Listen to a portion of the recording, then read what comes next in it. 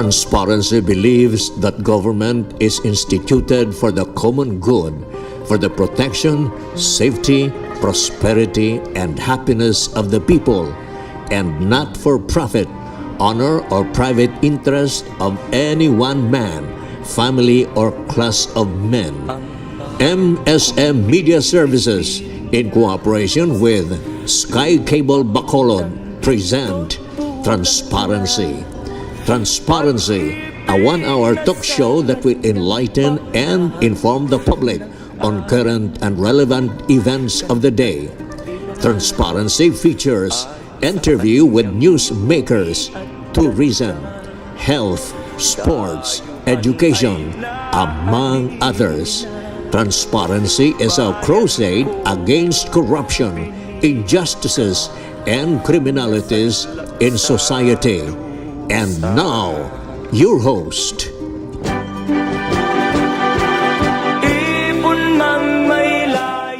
It's transparency time right here on Sky Cable Bacolod. Welcome once again to our television program, Transparency. I'm your host, Mike Maghari. Mga kabyanan, atong main topic of discussion for tonight, ang Talk of the Nation ng parte sa Red October plot against President Duterte. Lakipan ang iya sining state of health, kagambalan naton ning pagkatapos ang 2019 elections, makaangkon ayan kita sang social and economic reform sa atong pungsod Pilipinas. Amo na mga kabyanan ang pilasang aton ng mga topiko nga pagatalakayon. And of course, we have invited sa sinay mga resource persons nga kilala gid sa aton probinsya sa Negros Occidental. Ang una nga aton igapakilala mga kabyanan, hindi man ni bag-o sa aton ng mga viewers, kung may mga matahong kita nga mga topiko, atong gini siya ginapangabay nga mangin resource person, no? Ini siya mga kabyanan, isa ka practicing lawyer, anay Regional Director sang DILG sa Bilog nga Region 6. Anay host on television on the spot. Kag ini siya mga kabyanan, may bukas pa. No? Ang akon abyan, Attorney Lysander Bong Dilag. Bong, welcome back. Damo nga salamat Mike kag dako nga kanungganan nga ari diri ni maliwat sa imong programa. Upod man si Nong Rene, maayong aga Bacolod. Okay. Ang ato ni kaduwa nga bisita mga kabyanan, another suki sa transparency. Ini siya mga kabyanan, my former station manager sa DYWN, a media icon in the province of Negros Occidental. Anay secretary to the mayor sa nagtaliwan nga Mayor Alfredo Montelibano Jr. kag ini siya graduado sa National Defense College. Ang ako nabiyan, Mr. Rene Diazas.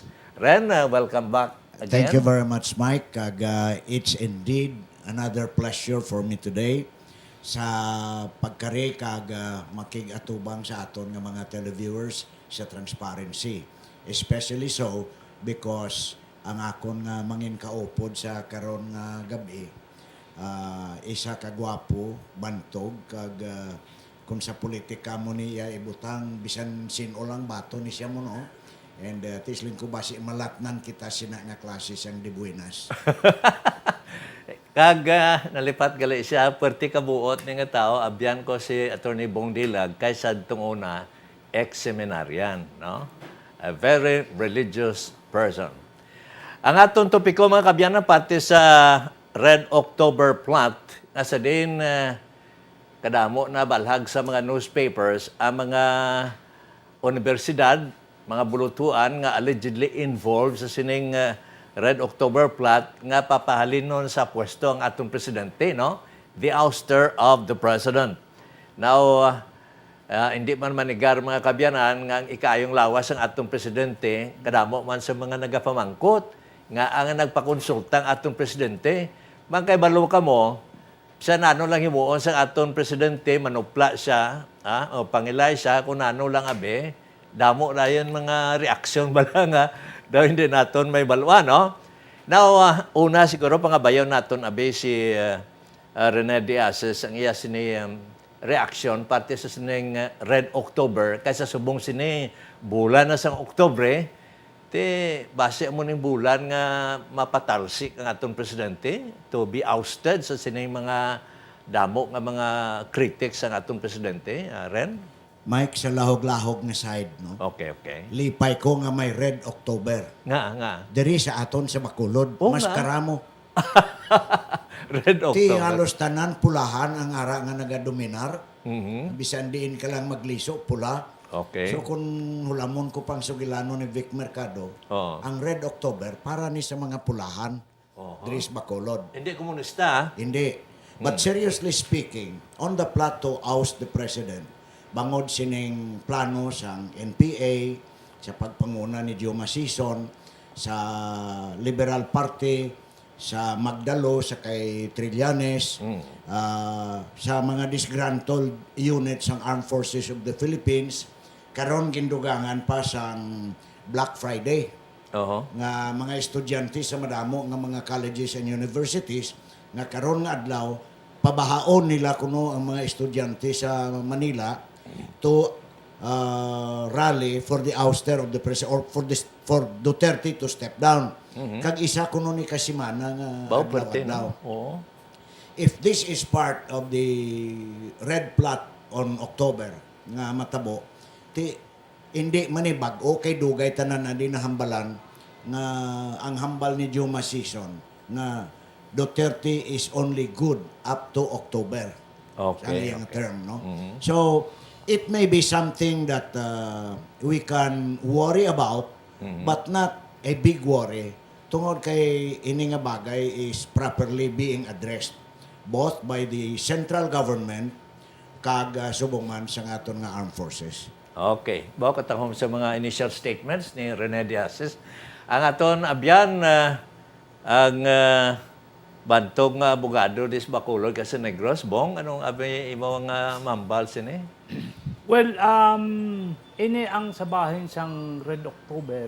Siguro may nahibalaan ini ang military o kung kanday iban pa da nga mga instrumento sang ahensya sang gobyerno nga wala kita iya kabalo.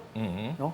Apang looking at it from another angle, it might be worthwhile nga pamatian ta kung ano ang ila kabangdanan nga agarali sila. Nga kung may ginabuko gid man sila nga mag coup or mutiny or whatever, then the proper agencies will address that. But at the same time, this is a wake-up call Okay. for the national government and for ourselves to reflect deeper kung nga nagaabot kita sa amo sini nga sitwasyon. Nga lain-lain nga sektor daw ginahuring-huring nga maghimo sa mga tikang nga hindi mayo, hindi suno sa layi. So I would say in brief, nga this is a wake-up call for the government to search and to look at deeply for the reasons, on the reasons kung nga nagaabot ini nga mga kamaturan.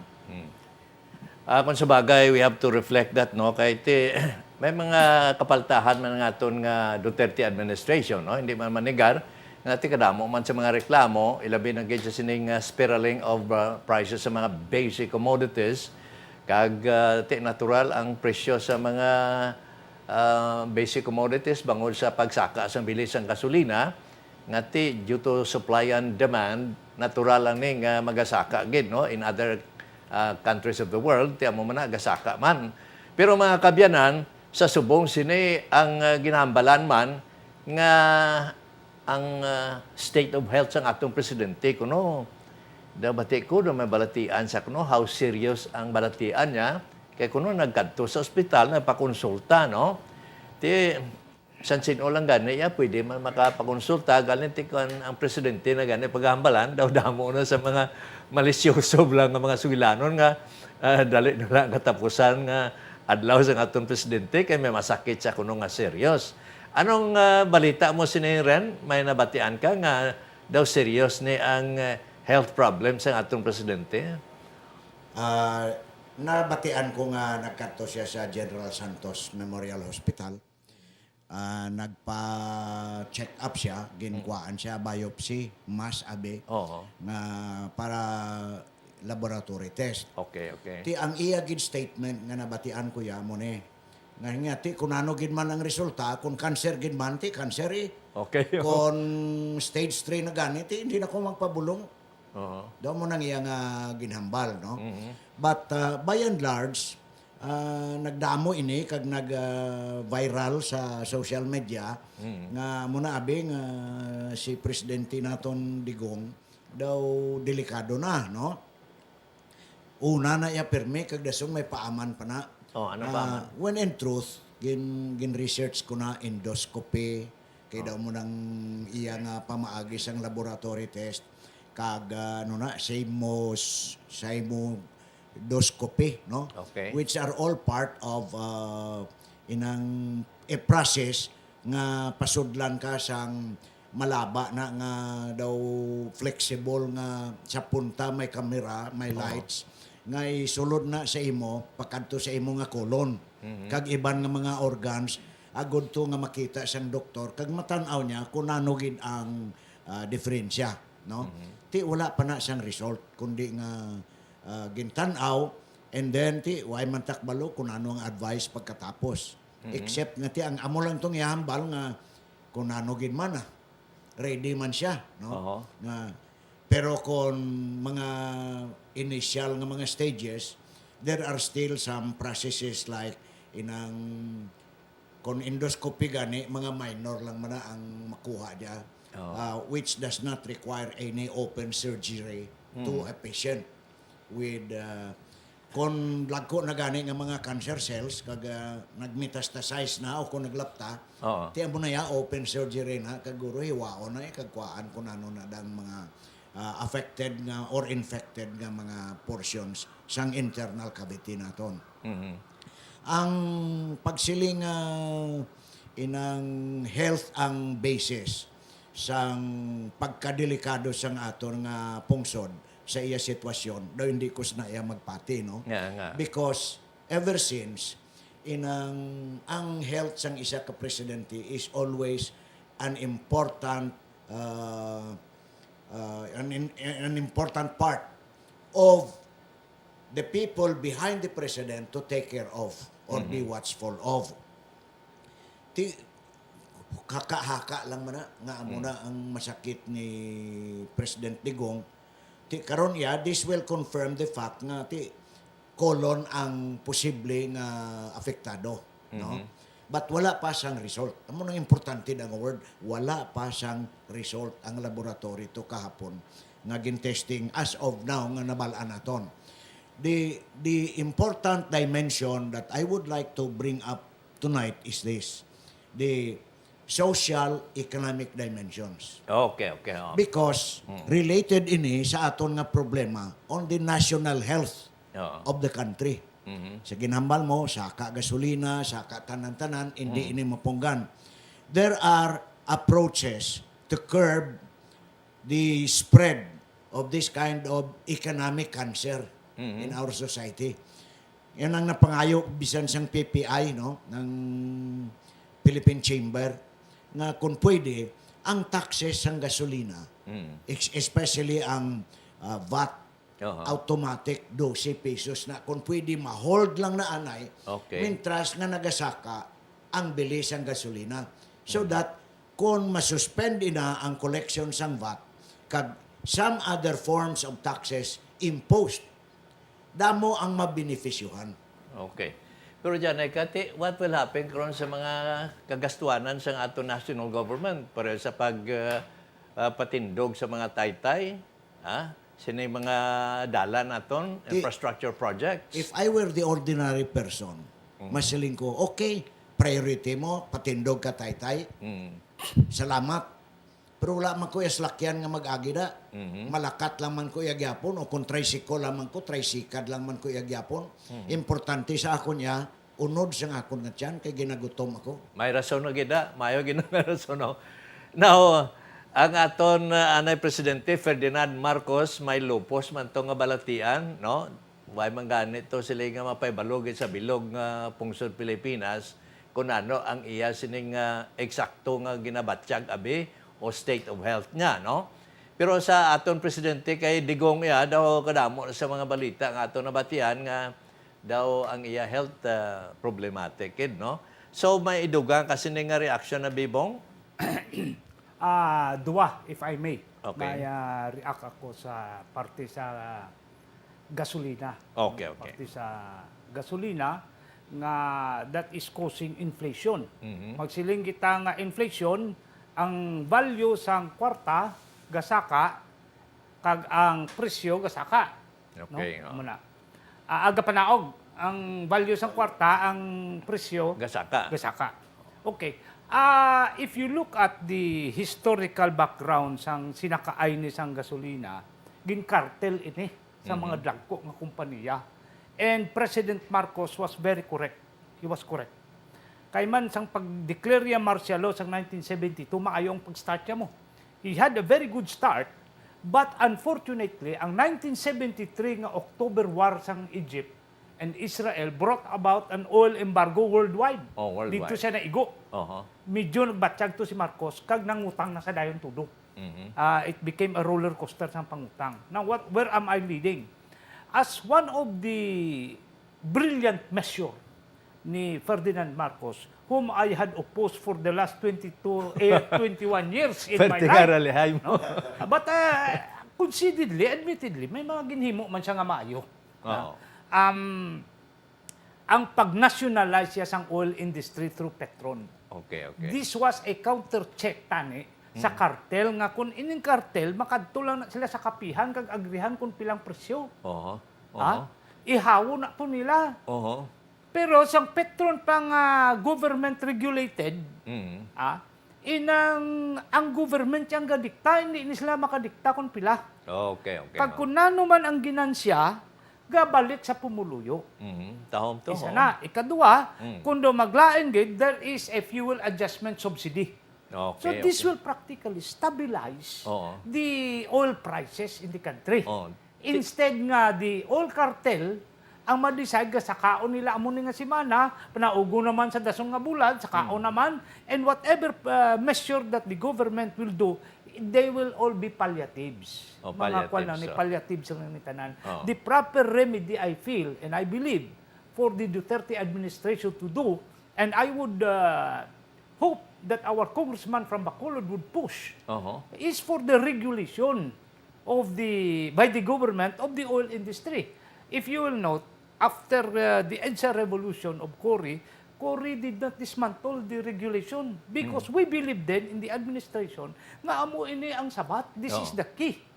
However, pagdaog ni Ramos, gin-dismantle ini ang regulation, government regulation, nagbalik na naman ang mga kartel. I see. Amo na, pagbalik sa kartel, notwithstanding if we contextualize it in the world perspective, because even President Duterte, if my memory serves me right, said that the cause of these things is Trump. Ginpasok niya si Trump. Yung mga sanctions ni. But that is not a pasapayan nga sugilanon because Merkel of Germany, Macron of France, even Theresa May of Great Britain and Vladimir Putin of Russia, Rouhani of Iran are all joining the statement nga ang imo sanksyon amo ini ang nagapalain. Why? Why? I-sanction mo, for example, ang Iran. Wala production ang Syria. Okay. Wala production ang Libya. Wala production ang Iraq. Kaya guba ni sila they are ravaged by the war. No? Ang masupply lang ang Saudi Arabia, hindi supplement sang kabilugan ang Saudi Arabia. Sa oil supply, sa kalibutan. Sa kalibutan. So, anong matabo kung kulang? Because of the sanction. Anong matabo? Kundi kulang, and because the dollar is pegged on the oil, the purchasing in the oil bourse, ari sa nasandig sa dollar, tailspin ang dollar. And the peso is pegged on the dollar, lalasa ang Philippines. So what is the proper remedy? I think we go back to what Marcos did. To what Cory did. Regulate ang oil industry. Kinahanglan ng aton congressman o po sa ibang mga congressmen should do something about this problem. They have to and they must if we want, because the rest will be palliative. Oo. Ang PPP ni mga palliatives lang ni Oo. tanan. Pero ginabasol sa atong presidente si Trump.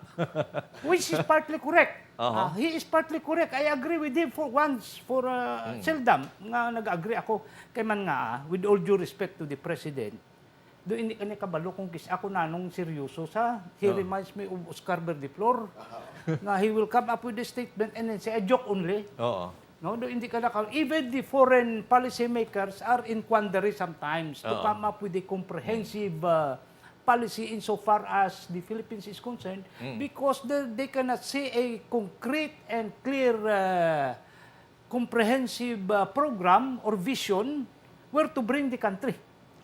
So they cannot connect. In short, i-regulate sa Duterte administration Amo na ang oil. iya, oh. Ha? A very brilliant ideas nga nakuha naton sa kay Attorney Bong Dilag, no? The next counselor and the Balik ako sa ano tong isa, na question to. atong health. Health? Oh, sige. You know, in Europe, in Western countries, and even in Asian countries, the health of the president is always an issue. Okay, Because he is supposed to be the one deciding for the 103 million Filipinos. In America, for example, they have a monthly health bulletin of the president. In Germany, in the European Union, may monthly na nga health bulletin. Dire yati daw si Bungo masiling niya, wala si presidente nagsulod sa ospital, the following day si president niya ato ko sa ospital. Oh. Ti daw hindi na niya maintindihan. Uh-huh. Si Marcos amo man Marcos had been sick of lupus erythematosus tano to. Ha? You know, this is the first time I've heard Rene Diaz dissecting the medical angle of and I think he was on the wrong profession. I have always look upon him as a veteran and institution in the media. Even your boss, your manager, then, di ba? Ha? I am wondering what is the time span, the age difference between you, no? But I think he's in the wrong profession. He should have taken up medicine. Oh, dyan na kayo reaction. Mike Bong, it is only a misfortune on the part of President Digong to be the president of the country at this uncertain times. Kaya nga, bisan si Mike maghari ang presidente subong, he will surely meet the same problems nga ari diri, which no president of the country can ever control. Kay kung sa punto ni Attorney Bong, nga this is not of our own making alone. Kartel ni ang ang number one culprit is of course gasolina. Okay. Oh. Pagsaka sang gasolina, saka tanan. O galing ang masubo kay kada Martes saka, kada bulan naog. amo nang trend sang pagpasakaay sang gasolina. Pagsaka 1.50 manaog 10 centimos, 15 centimos. Oh. So the weight nga ginakarga sang Pilipino, especially the small man in the streets, kag especially pagid adtong wala sang obra, nagadugang lang nga nagadugang kag nagabugat nga to an extent nga ining mga kausa nga ini para sa mga universities, sa mga kabataan, sa mga groups that want to besmirch nga higkuan ang ngalan ni Digong Duterte nga wala sing may mahimo, may rason sila. Kay kahapos sini nga kausa sakyan mo. Kay ang tao nga ginagutom, ang tao nga wala sweldo, ang tao nga gapalibog kundi in makuha sang dason niya nga kalanon, maupod na da. Okay. Mahapos magpati. So it is the misfortune of President Duterte to be the president, regardless of whatever may happen. But the truth is, bisan sino ang nangin presidente naton, sa trend nga ini worldwide, the spiraling of prices and costs of commodities, wala sing may makapugong sini. Until such time, nga adtong mga suggestions ni Attorney Bong Dilag, posible nga mahimo. It is true that there will only be palliative measures. Like ining ginapangayo nga ini sang PCCI, nga to hold the collection of VAT para nga mapwersa ang iban nga mga manog isda, manog karne, manog utan, manog bugas, no?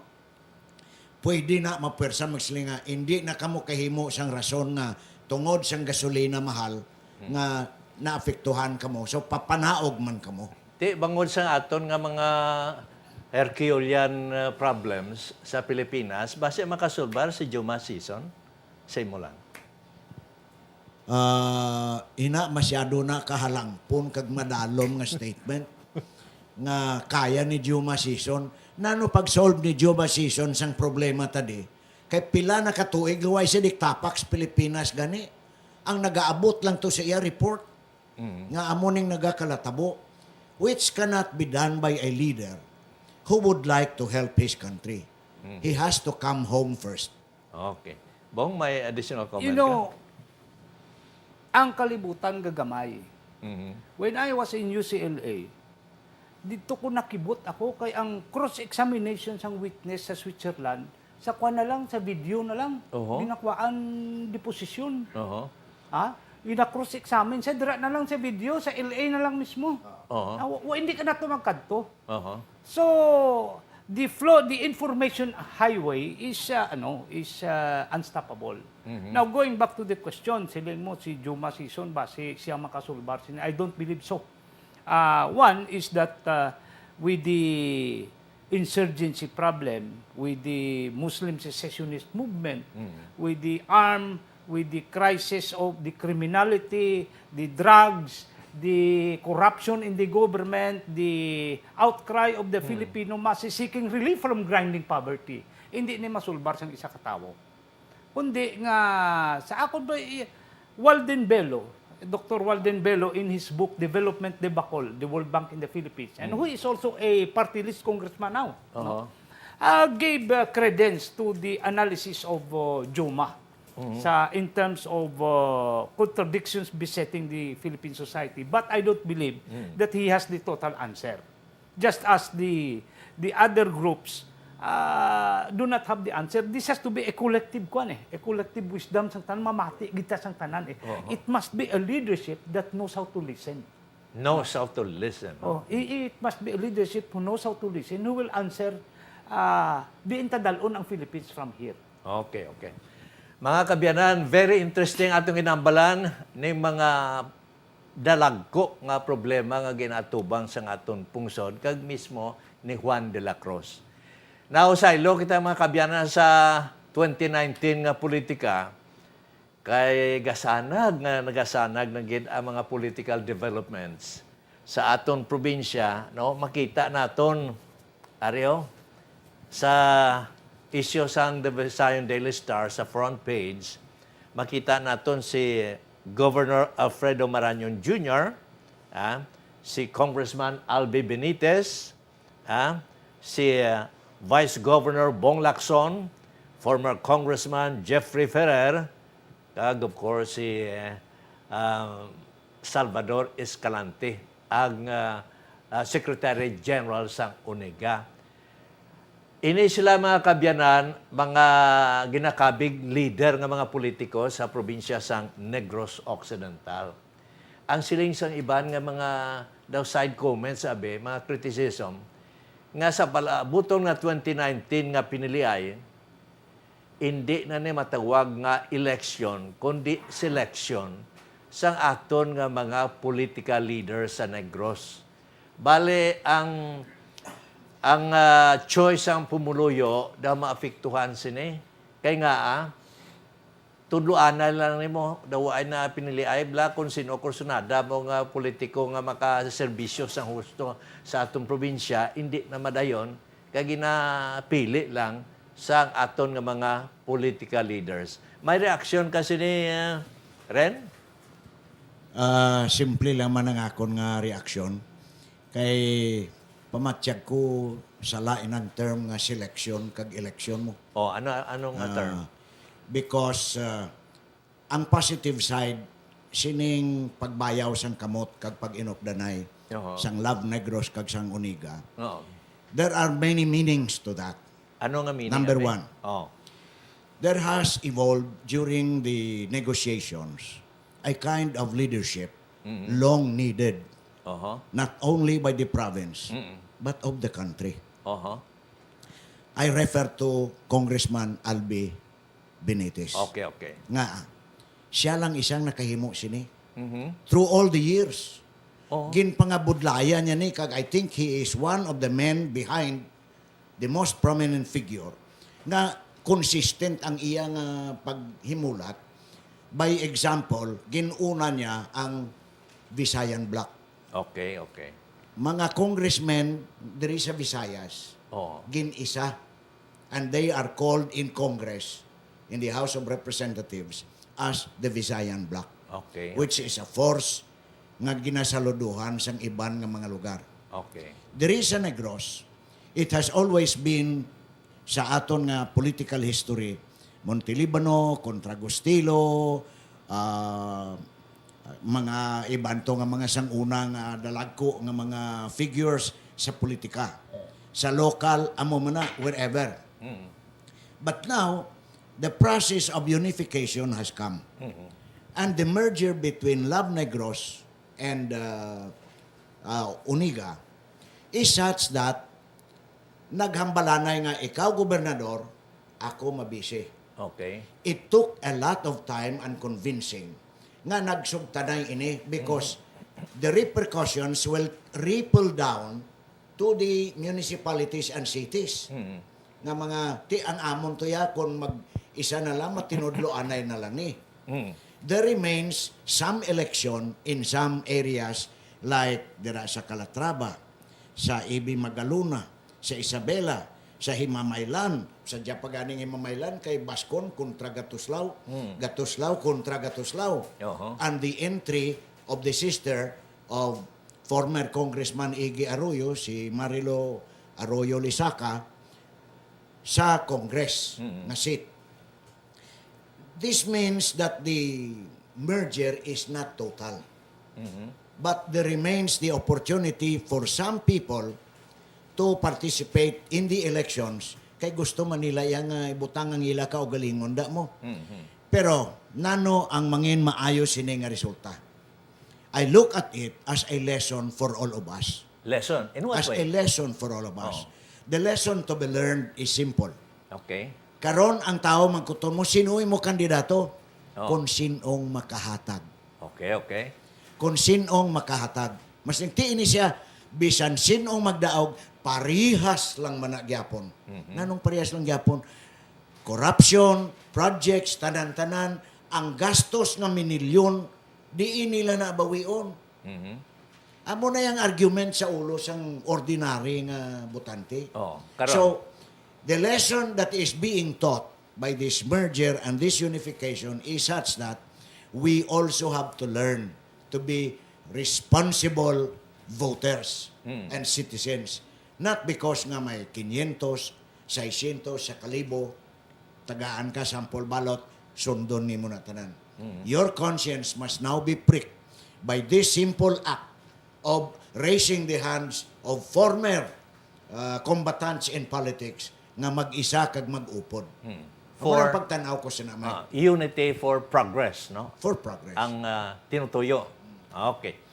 Mga kabyanan ning parte sa eleksyon sa malasong nga tuig, kunano ang mga social and economic reforms nga matabo, no?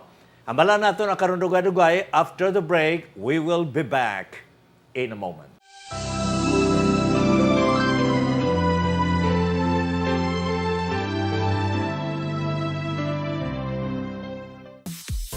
AVM Bernardo Slaughterhouse, the Bacolod City amateur, engaged in slaughtering services, are committed to provide quality, efficient, and reliable slaughtering services to the people of Bacolod and other neighboring provinces with the utmost care of our environment, health, and safety of our people.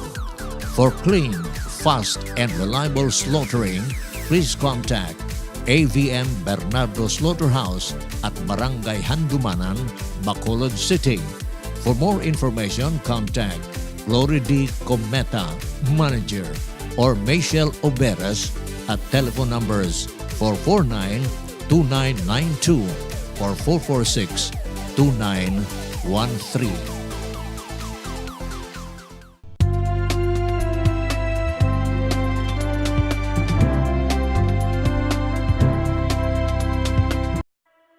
We are inviting everyone to come and watch the following upcoming free celebrity shows at Casino Filipino Bacolod El Fisher Hotel.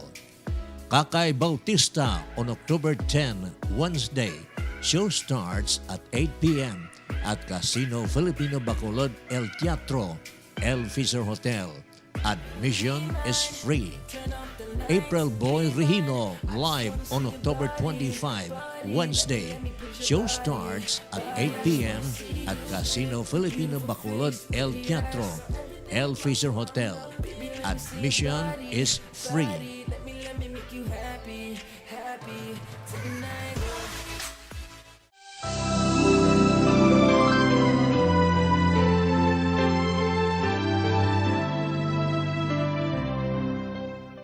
Welcome back to our program, Transparency, right here on Sky Cable Bacolod. Ang ginambala natin mga kabyanan, parte sa mga social and economic reforms, matapos sining 2019 nga pinili ay, ano gid ayhan ang mangin futuro sa aton nasyon, no? Mike, pwede nga before that, makadugang ko jutay lang kay Okay. adto province to, no? There is a Bacolod. There is a different strategy and approach. Diri sa Bacolod. There yeah. is Bacolod nga gingamit Okay. nga ang chances are nga matabo man diri wala man kontra, no? Oo. Kaghapon nag-press conference si Kano. Oo. And I take my hats off sa kay Kano Mm-hmm. for being a sane and sensible politician. Mm-hmm. Nga kita niya guro nga way gin man siya mahimo nga bisan ano niya hindi man siya kadaog. Mm-hmm. So nga magasto siya da. Gastuhan niya minilyon nga hindi man gyapon kadaog. Ti kagapon naghambal siya nga definitely he is not running for mayor, neither is he going to go down and be re-elected as councilor. Kundi sa sini nga elections pahuway gid siya. Private life. Private life. Return to Oo. private life. Isa man ini diri sa aton sa Bacolod nga siguro madamo ni mawad-an gana Nga nga mag-actively participate sa elections. Kay ti for mayor wala mo. Oo. Wala da kun the field nga nagapanubo dira ang mga kahoy nga mang-ipo kalang isang 500 son, libo, mga kwan wala na. Oo. Dula na kay way kontra sa for mayor mo. Oh, ti vice Bali, mayor. ang vice mayor, it's going to be a fight between, of course, former vice mayor Taddy Saison and incumbent Elcid Familiaran. Ang sa congressman, posible, si former assemblyman, congressman, Mayor Monico Puntevilla versus incumbent Greg Gasataya. Oo, muna. Tinakon ginapananaw na da nga diri sa aton subong sa Bacolod. Issue for issue, no? Accomplishment per accomplishment. Base ang ginakulbaan ko base isinyoks magsiling mga ay masunod ko kay Kano hindi man ko. No? Kaya nga in reality bisan doon diin ka subong magliso makita mo projects ni Greg Gasataya. Drainage, ang mga ining eskwelahan, MTC, ang pika-pika sa flood control sa aton nga mga suba kag mga creeks, no? Bisan diin. And these are signs nga kung makita siyang tao masiling nga gwapo gyud man si Greg. Kapin pabi kon magsiling si Greg nga himuon ta duha ka distrito ang Bacolod. No? That may also be a come-on na magsiling sinyoks nga maulat na kung magduwang distrito. Kabay pati sa eleksyon madayon. Joke lang. Okay. Mga kabyanan ng parte sa eleksyon. Okay, hindi man manigar. Pagkatapos ng eleksyon, what will happen to us? Nano mga reforma ang matabo, ha? Kung may unity gid man ang aton nga mga political leaders sa Negros, mabalaan nato kung ano man ang matabo sa uli. Pero wa naton aton abyan abibong dilag kung ano ang iyang gina-foresee nga mangin kaayuhan o kalainan o pagreforma kung may ara gid man after the 2019 elections, Bong? Well, after the 2019 election, sa lokal daw wala gid ba na sa dako nga panibag-o kay ti ang issues dira mga magagmay lang, mga market vendors, Okay, mga patching sang dalan, no, mga tamburong. But we have to look at it from a wider, bigger perspective on the national landscape. Okay, So okay. how will this 2019 election affect the future of our country, or how will it shape the future of our country? I do believe nga there is nothing much. Wala na isang panibag-ugid na madala, kay nga the same personalities are involved. And if you look at their track record sa senadores, ti dirata sila pamatbatan kung ano ang panindugan mo. Nano ang programa mo o panindugan mo nga magbag-o sa Pilipinas. Not unless and until I believe that we will initiate electoral reforms in terms of turncoatism, Turncoatism, in case of political dynasty. No? The Philippine Council for Investigative Journalism, for example, with Malu Mangahas, came up with the study in conjunction with the COMELEC that since 2014 to 2016, only 200 families lord over the entire Philippine political landscape. So, ang gwa sina daw, amunis lang yun na sila nga 1% sang aton population. Now, unless and until the EDSA Constitution, the Cory Constitution as I am referring to, kay may ara kita Commonwealth sang 1935. We have the Marcos Constitution sang 1973, and we have the EDSA Constitution sang 1987, and hopefully we can come up with the Development Constitution in future times, no?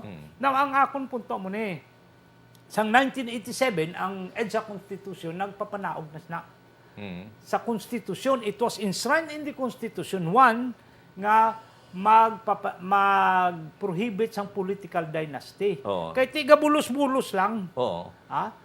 Bata, amay? Oo. As you said, if I remember you right, you said, di, nagsiling si Mike to sa una, niya may mga kabataan man kami nga maalam. Basi mas maalam pa siya sa inyo. Ha? Pero hindi ka daw kay kwarta tanan ng istorya. Istorya, May kwarta ka. Oo. Tisiling ko, hindi na lang ta mag-eleksyon. Kung amo na, kadto na lang ta sa tubang sang katedral, sokbanay ta to kwarta, kag kung sinong damo kwarta mo na lang ang himuon ta ka-leader ta. Wala na lang eleksyon. We will not discuss about ideas. We will not discuss about programs. We used to say, we need a man, we need a leader who can say, I know who I am, I know where I came from, and I know where to bring the country. Why na na? Kahit di masinta, may kwarta ka, pilang kwarta mo, sokbanay na lang tato sa plaza. Now, it's been 32 years nga ara na sa konstitusyon ang political dynasty. Why mangyapon? Why mangyapon? Because it requires an enabling law. Butangan ina sang enabling law. Ti kaya mga congressmen ta. They refuse and continue to refuse because gibalasahon lang na nila mo. That will always be a danger. A danger to the status quo, which they want to preserve. Turncoatism. Pitik sintas. Ini sa amo nga partido. After 1 month, dito, ato naman to sa Laspia.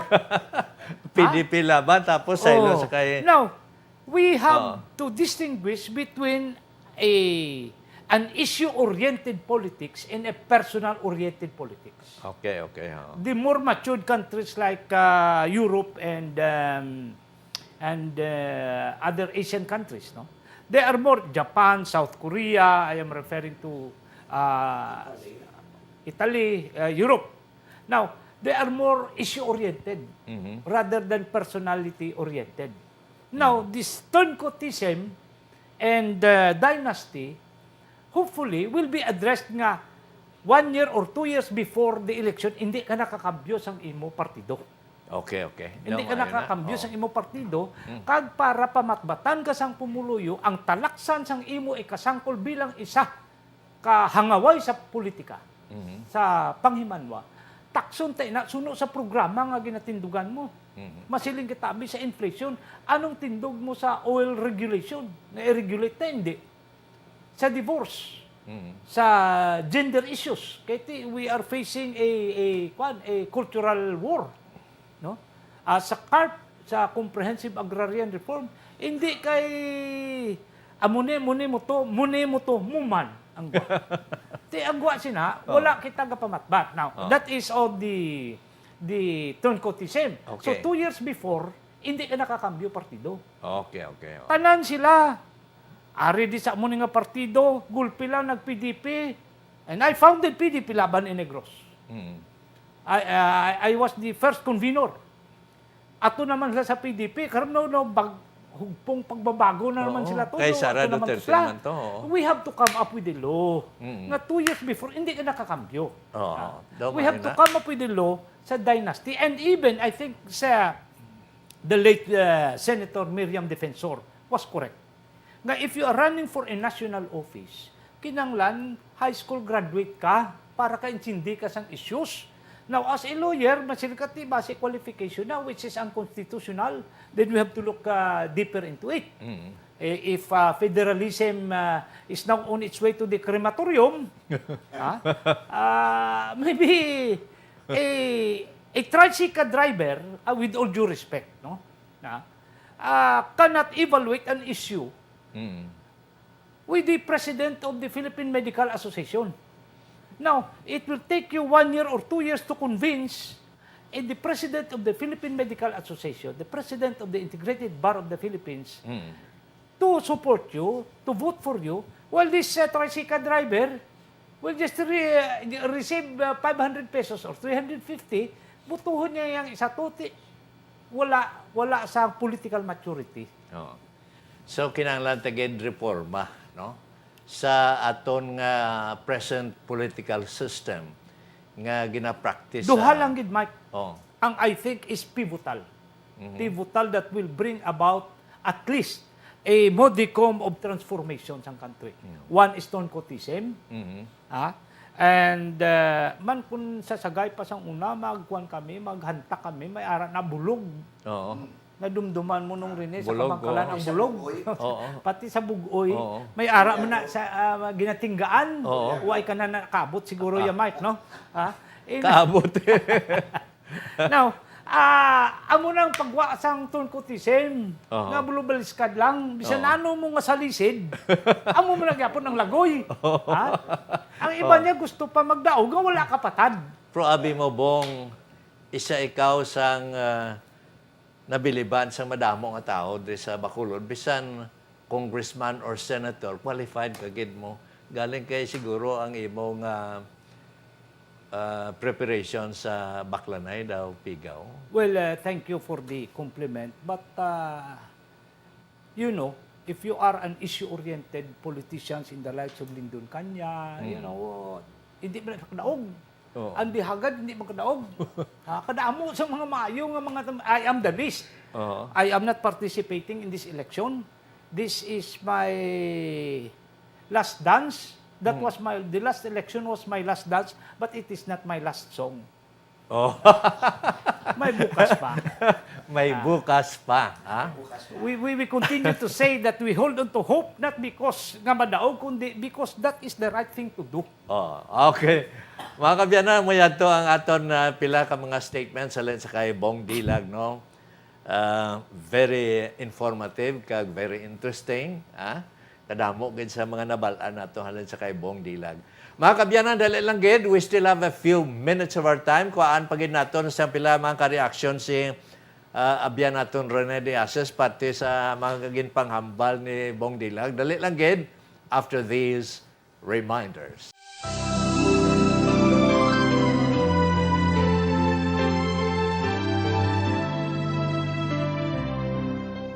We are inviting everyone to come and join the following upcoming events at Casino Filipino Bacolod El Fisher Hotel. Join the weekly bingo every Tuesday, 7:30 p.m., Friday, 7:30 p.m., and Sunday, 2:30 p.m. For more information, contact the Bingo Department at 434-8901, Local 316, or look for Bingo staff. Thank you. Join the Real Deal raffle for Slot Machine Bingo every Tuesday, 6, 7, and 8 p.m. We will have 10 winners and win as much as 50,000 pesos worth of slot machine warranty credit. Join the Real Deal Raffle promo for table games every Thursday, 5, 7, and 9 p.m. We will have 10 winners and win as much as 50,000 pesos worth of free bet coupons. Grand finals for Sing Pa More, Suerte Pa More will be on October 24. Grand finals for DJ Ward Spin Fest on October 27. We would like to invite everyone to attend our weekly Sunday Mass at 7 p.m. Casino Filipino Annex Building.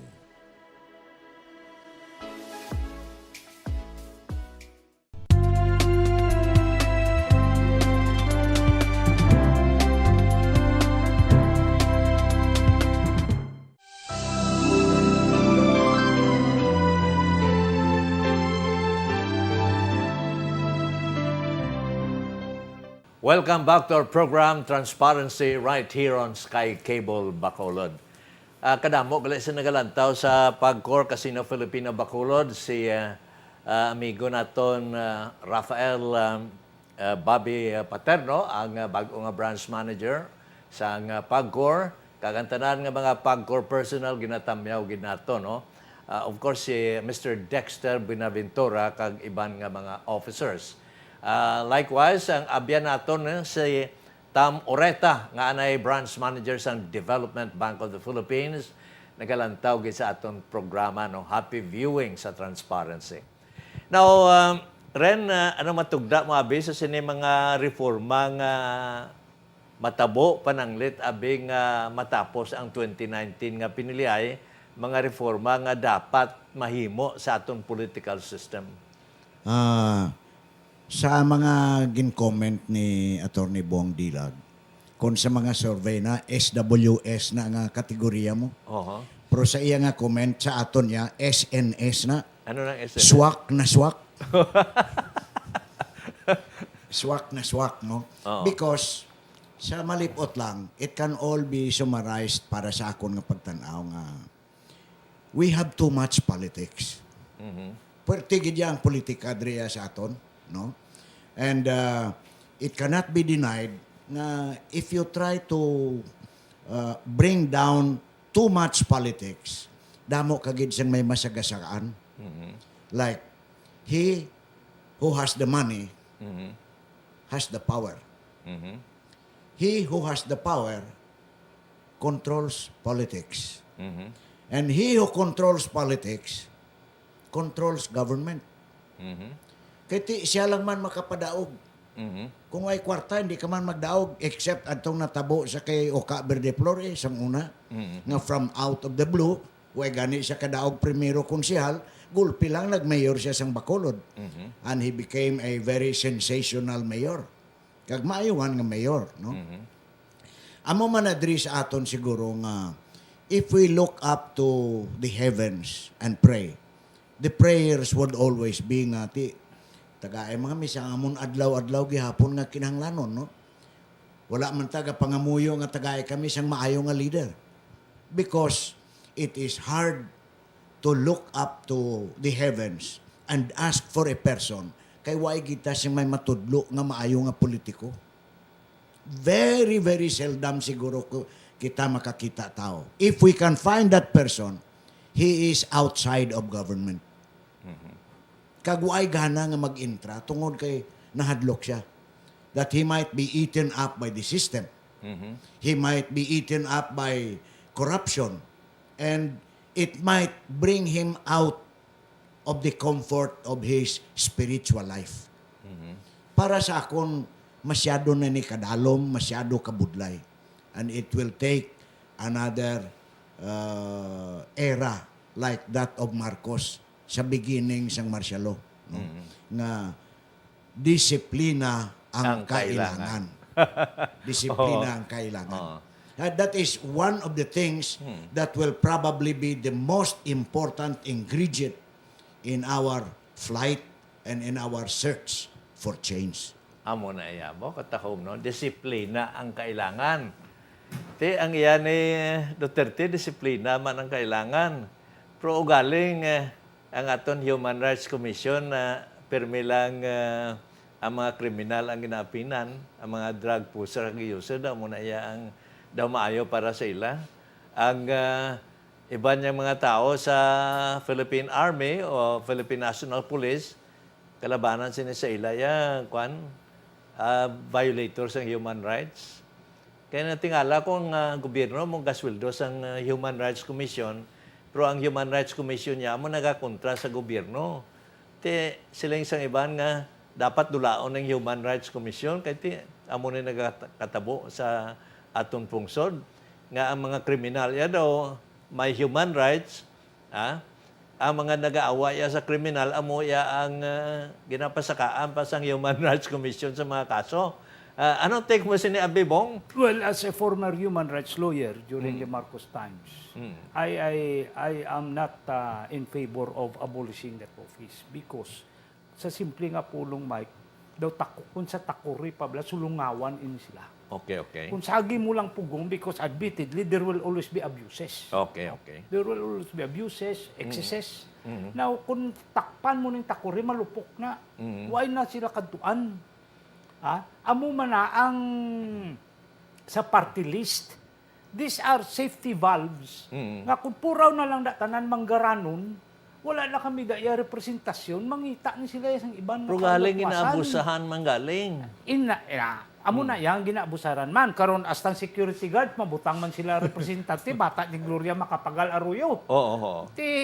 Inaya, the concept is good. Maayong konsepto. Tani. I am in favor of the concept, no? Nga daw safety valve ini nga hindi ma-isolate ang pigado. Ang mga manubong nga sektor, why na kami daya palautwasan? Di mayo ng party list. Basta hindi na pag-abusaran. Amo man ang Commission on Human Rights. On human rights, kinanglan may paulutwasan man ang tao. Bikuanay ang human rights bong is universal nga kita tanan may right kita nga mabuhi ba kung army kita ya kag PNP ya why na tayo gala Hindi human na pwede right kay kinanglan niya universal na, you're correct. Supposed to That be, is a oh. guarantee. Oh. Now whether they are just singling out, lain naman ang istorya, ang concept lain naman ang base, no? When during the martial law, ginahambalan man na sila namon nga kung kamo yang daw ginabusan yung gananyo kami. Oo. Kay dipinsan man kamo namon. Mm. In brief, maayo ini nga mga tikang. Galing ang pag-implementar daw hindi amo. Okay. Kaya aton chimpo baka nami papamati sa kay Bong Dilag kay Rene de Ases no daw kadamo gid sa makuha naton nga mga ideya, mga informasyon. Pero why na kita time pangabayon tabi si Rene de Ases ang sining parting shots sa atong mga viewers. Sa gihapon, pasalamat gid ko Mike sa sining opportunity and to all your viewers no kay ginatan-aw gid nila gali ni Permi agud to nga ang ilang mga panguna-una kag ang ila balatyagon matupad nila kag makumparar man sa aton. So I leave your program tonight with a very simple quote no nga sa sitwasyon karon nga sometimes ang pigado ari na gidi ang pinakamataas lain naman to nga hugpong. The fact that we are looking for the way nga makabalanse sini is in this quotation that power is made perfect in weakness. God has chosen the weak to shame the strong. Salamat gid liwat kag maayong gabi sa tanan. Tawag sa mga pamilin-bilin. Bong, Nagapanginbulahan ako sa programa nga Transparency. Kay sa kadugayon sa tinuig nga ari gihapon ang programa nga Transparency. Napakita ini sang kaundan sang aton siling may free market of ideas ang ini nga programa. May palutwasan ang pumuluyo. No? Kag sa bahin naman ya sang aton pungsod, gasurpans pa ko sang si Mike Maghari ang Crisostomo Ibarra sa LCC nga nulimitan dire no with Josephine Amichatsura. Si Mike Maghari sadto ang Crisostomo Ibarra, and I part quoting the words of Crisostomo Ibarra. when he, rather I would say, was it Elias, Oh.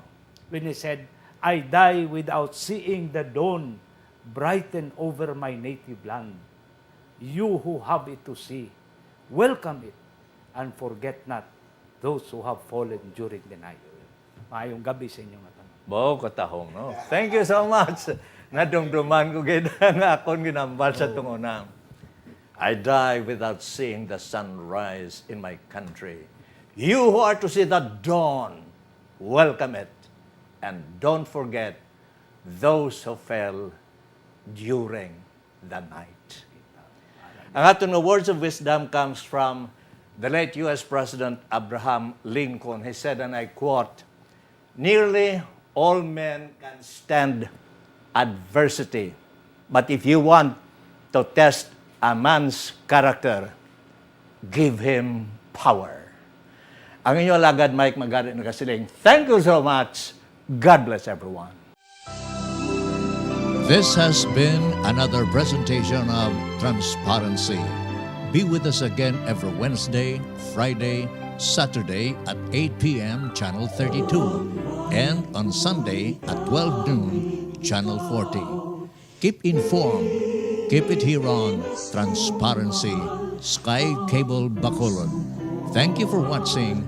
Happy viewing, everyone.